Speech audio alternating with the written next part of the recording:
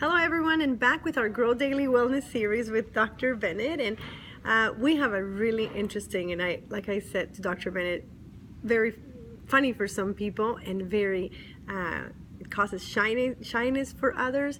I want to ask Dr. Bennett about something we talk about, which is not tolerating constipation. So this is going to be an interesting one. What do you mean, let's not tolerate any more constipation, Dr. Bennett? Well, we shouldn't. And the first problem is we can't talk about it because it's down there. And we really need to talk about it because as we learn more and more about the microbiome and how it changes over time, over the period of several days, as a result of prolonged incubation vis-a-vis constipation, I think we need to become more critical of our tolerance for it. A lot of physicians will tell you, it's okay if you only go to the bathroom once every 3 to 5 days. Really? What's going on in those 3 to 5 days? A lot. Those microbes are metabolizing chemicals in the feces. And one of those chemicals is the bile salts.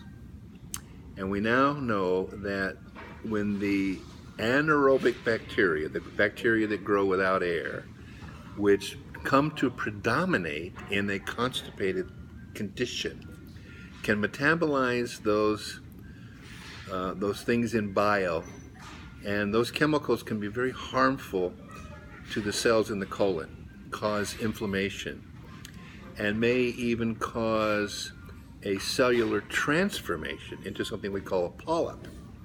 People have polyps removed, and there's a great concern that some polyps can transition into cancer. And it's my belief, and the science supports it, that constipation can be a contributing factor. And if we were eating the kind of diet that's recommended for a healthy gut and a healthy microbiome, we'd be eating diets that are high in fiber, high in insoluble fiber like celery, and much lower in fat, and much lower in sugar. And a more plant-based diet is an anti-constipation, pro-microbiome diet, and one that helps ensure healthy gut cells that aren't being insulted by toxins that are produced in that anaerobic constipated state. Now, there's a number of options to dealing with it, and you don't have to go to the pharmacy and get harsh chemicals like X-Lax. I don't know if you can still buy it, but it's a harsh chemical. By adding fiber in the diet, by adding some natural products in the diet that stimulate the bowel movement. The ingredient senna that's in your Tea for Life is a very good natural laxative, and in my experience it's very effective for dealing with constipation that often comes from a change of diet or travel and the like.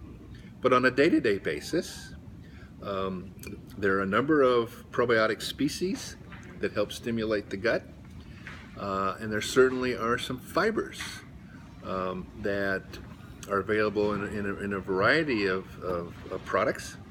A lot of soluble fiber forms kind of a gel, and if you leave it sit in a glass of water too long, the whole glass will gel.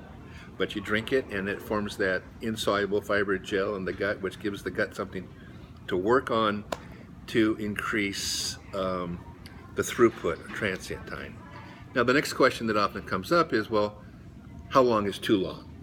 And there isn't a real good number for that, but for me, my advice is that the minute it starts to feel uncomfortable, and even though it hasn't been 3 to 5 days, but it starts to feel uncomfortable, that's a sign you're constipated.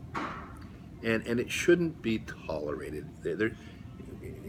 Prevent it with a high fiber diet, low fat diet, and then when it comes up, and it will, for a variety of reasons, not enough water intake, or you're traveling and you can't get to a bathroom that's usable because the ones on the airplane are questionable.